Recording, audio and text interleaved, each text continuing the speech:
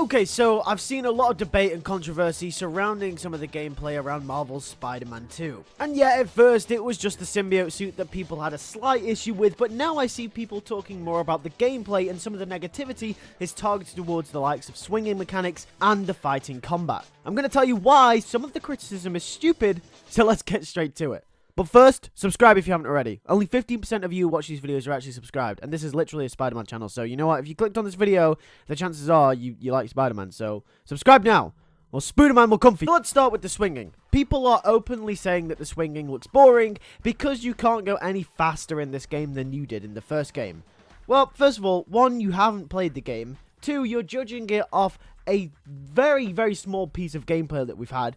And number three, you want to know why this is a very stupid thing to say? Because we have this, and we have these! The swinging most probably will be exactly the same as it was in the first game, let's be honest. Maybe it'll be slightly better, maybe it will slightly be improved, but overall, it will probably be exactly the same, and it will probably feel the same as well. But that's okay. It's the same universe, the same world, the same game engine.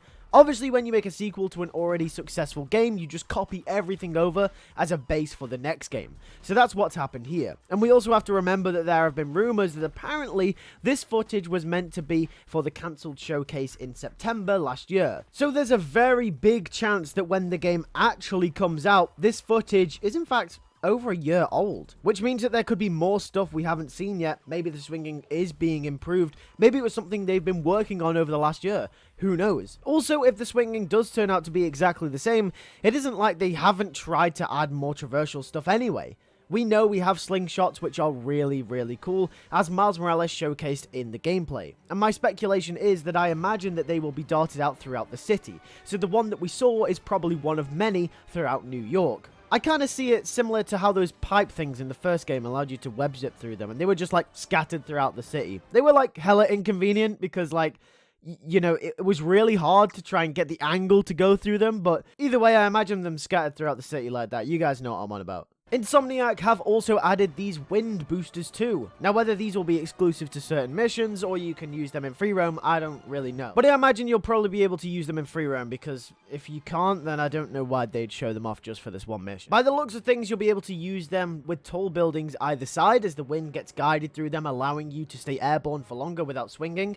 Overall, I'm a really big fan of these because it does add an extra element to free roaming, and it looks like it would be really cool to just, you know, swing throughout the city and then use the web wings, which we'll talk about in just a minute, and then use the air boosters, maybe do a few slingshots. I reckon when free roam videos start coming out once the game is fully out, I imagine that these will be used loads in those type of videos. Now, last but certainly not least, we have the web wings. Now, I know web wings are a hit and miss with some people when it comes to Spider-Man, and I get that sometimes there are a design choice that some people don't really vibe with, and I totally get that. But at the end of the day, you'll probably be given the option to use them or not, and there will probably be suits that don't even come with them in the first place. But either way, they will come in handy when trying to traverse through Queens and places like Central Park, since they are places that don't really have tall buildings, especially in comparison to the likes of Manhattan. And from the gameplay that we saw with Miles Morales, the likelihood is you'll be able to use them throughout the city wherever you want to go. So it's going to be really cool to have web wings. So yeah, the swinging might not change, but you have a bunch of other traversal stuff, so there's no complaining. I see you. Now let's talk about combat. Now this has been less talked about. I might have only seen one offshore comment about this, but I wanted to talk about it anyway because I think it's something really interesting going into Marvel Spider-Man 2 that I think is worth mentioning. Some people could be worried that the combat mechanics might be exactly the same as well, but all I can say is that exactly what I said to the swinging. Some of the moves will obviously be exactly the same as they were in the first game because the first game's mechanics and engine has been carried over to this one, but we are getting the symbiote. As demonstrated in the mission with the Hunters, the symbiote is going to provide a whole different combat system. Also, by the way he kicks this guy against the wall, it's so over the top and I love it. Also, he's definitely dead. But yeah, the symbiote gives you a variety of different combat moves, and I imagine that there will be a whole subsection of combat dedicated to the symbiote alone, which means we get an entirely new combat system as well as the old one from the first game.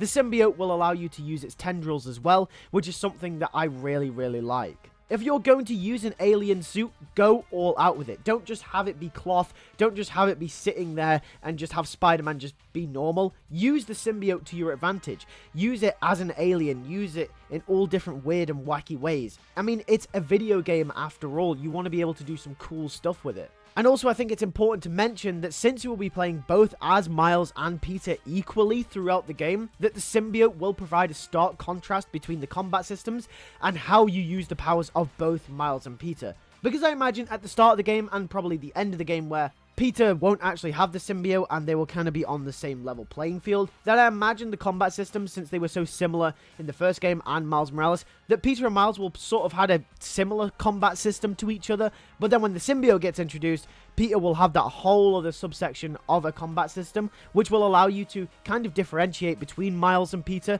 And if you kind of want to play as more of a violent Spider-Man, you can play as Peter, and if you want to use the alien and the tendrils, you also play as the symbiote suit. But if you want to play as Miles and you want to use his Venom Blast and you want to use his invisibility, then you can play as Miles, and you can kind of go back and forth between the two. I also imagine that switching between the two of them and having that difference in combat systems will allow the game to not get repetitive either, because it would be kind of lame if they both had the same or similar combat systems throughout the whole game when you just switch between them. But since we have the symbiote, and not to forget Miles' Venom Blast and invisibility like we mentioned, it provides a very clear-cut difference between abilities and gameplay. Also, not to mention, we have new gadgets too, which not only look like they're going to provide more fun ways to do stealth missions with, but it also looks like some of them may be helpful in just traversing between buildings too. I know that using this web line here between buildings is really inefficient, but it looks fun, so yeah.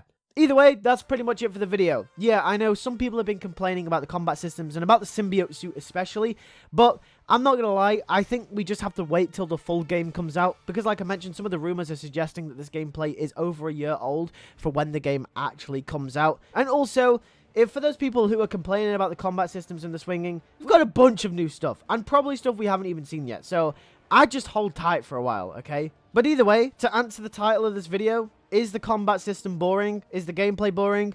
No, it's not. It looks really cool. That's my opinion. It looks really cool. Anyway, subscribe. This is a Spider-Man channel. We're going to be covering Marvel Spider-Man 2 and all the debates, all the discussions, all of the arguments, all of the gameplay, all of the news, all the rumors that come out. We're going to be making videos on this channel for months to come until Marvel Spider-Man 2 comes out, so make sure you're subscribed. And like I said at the start of the video, this is a Spider-Man channel anyway. We cover everything, so subscribe, I guess. With that being said, thank you guys for watching. I'll catch you guys in the next one. Take care, and peace.